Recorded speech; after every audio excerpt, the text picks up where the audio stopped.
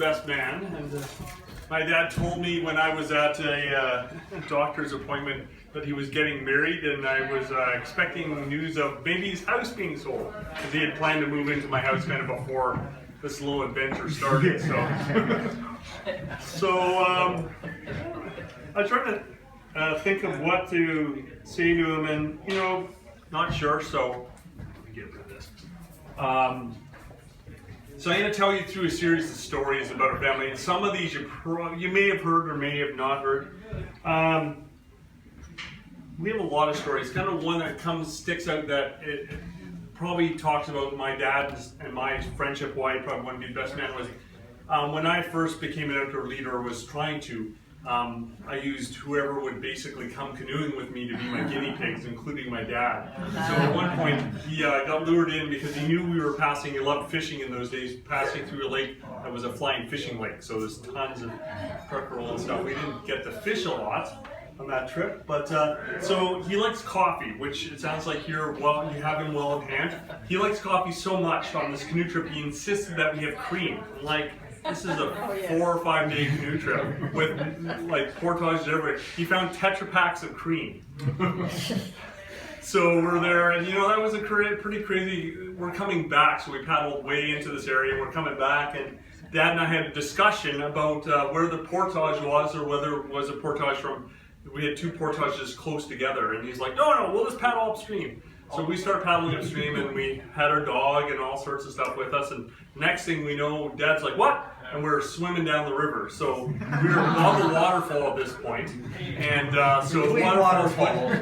Yeah, and we're like, oh! And it was a good bonding experience. My dad doesn't swim super well, but we wear life jackets, so that solved that. But we got out and lost a little bit of equipment, lost the cream, and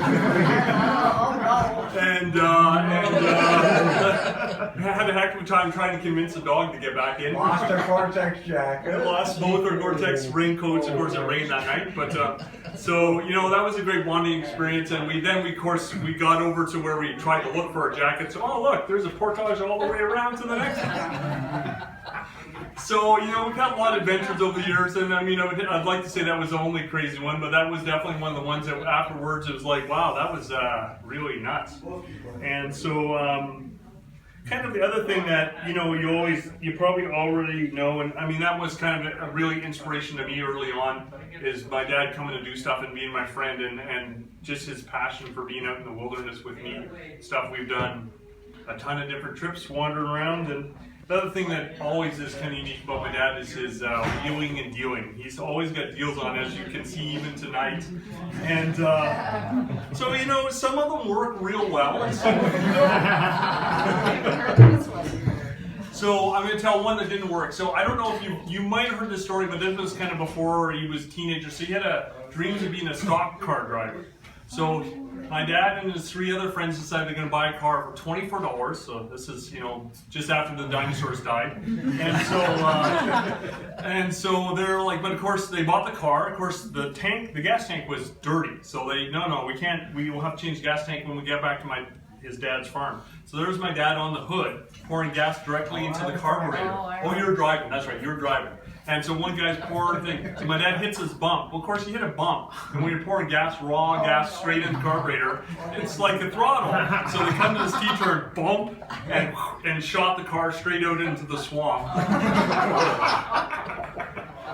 So they came out less, because I think if I remember correctly, it took a fair bit more money to get the car out of the swamp than they invested in the car itself. And he never did start car. So another car deal. So when I was headed to college, we had moved to Southern Ontario. Of course, we were in a place called Bradford near Newmarket, kind of just north of Toronto, and I was going to near where Peterborough was, east-west. In that part of the country, there's no buses that actually run. So Dad's like, how are you going to get home on weekends? So he talked to his next door neighbor, and it's like, oh, look at this. There's this brand new pony, and despite what everybody says about ponies, that pony turned out to be a great car. I drove it for car, right? What? Yeah, pony. Yeah, sorry, Hyundai pony. Sorry, Hyundai pony. Yeah, that's right. And so we got it for like about $3,200 $3,200, and it had like what, 30,000 on it, something like. Drove it and beat it up, and it was pretty bad by the time I got back to Thunder Bay about 3 years later. And Dad said, "Well, you want to buy my truck? We got to sell the car." So my dad sells the car for $1,200 less, with 80,000 more, and so it was a down payment on my new Range, and I'm like, wow, how the heck did that happen? So, you know, kind of one of the best deals my dad has always inspired me, he's got on is the deal he has with Jesus. And, you know, my dad is really a lover of Jesus, and just, you know, he's always inspired me, and we've always kind of had a great relationship that way. And, you know, it just... yeah, it's always inspired me, and I was not surprised at all when he retired from government, became a pastor in our church in Campbell River, and now is hence retired from that, even though they still kind of cornering him doing a little bit of stuff. And he's just always inspired me. And one of the things that kind of has stuck with me is something he read at our... sorry, I have to get the top of it, at my wedding, and I'm going to read it for you, and I hear this is actually a favorite of yours, is Psalm 100, so I'm going to do my best here. Shout with joy to the Lord, all the earth. Worship the Lord with gladness and come before him, singing with joy. Acknowledge him.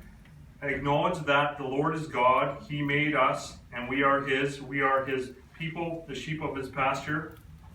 Enter his gates with thanksgiving. Go into his courts with praise.